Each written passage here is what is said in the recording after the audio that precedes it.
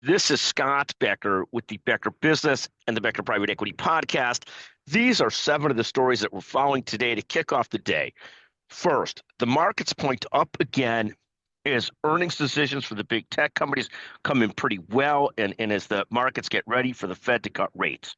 Second, and we'll talk about this in a separate episode, Amazon hits the layoff button. Again, Amazon's up about 5% now year to date, but been struggling.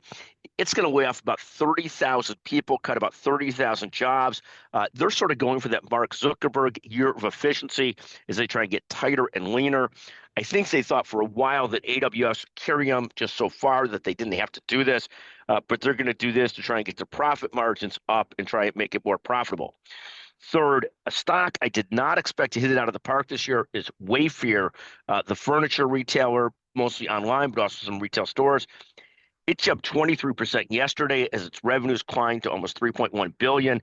Its net loss also grew, but Wayfair is up 140% year to date. Another stock that also hit the layoff button earlier and is seeing its cost-cutting efforts pay off is UPS. It jumped 8% yesterday as its cost-cutting and its turnaround efforts start to pay results. Fifth, no surprise here, NVIDIA barely hit $5 trillion in market cap yesterday. That's remarkable. It was up again several percent yesterday, almost 5%. This latest jump is being driven by good trade talks with China that might allow NVIDIA to sell more and more complex chips into the Chinese market. Sixth, Apple is also hitting the rebound button. It closed at almost $4 trillion yesterday, literally starts today at $3.99 trillion. It hit an all-time high in market cap as iPhone sale momentum continues to build. Simply remarkable.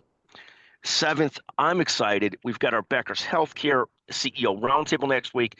I'll get a chance to interview Wayne Gretzky, the great one, simply remarkable. I'll also get a chance to interview several different CEOs from health systems. David Banks, the CEO of Advent Health, Suresh Gunasarakan, CEO of UCSF Health, and just a great deal of great leaders. Thank you for listening to the Becker Business, the Becker Private Equity Podcast. We'll be back with you later today with more episodes. Thank you very much for joining us.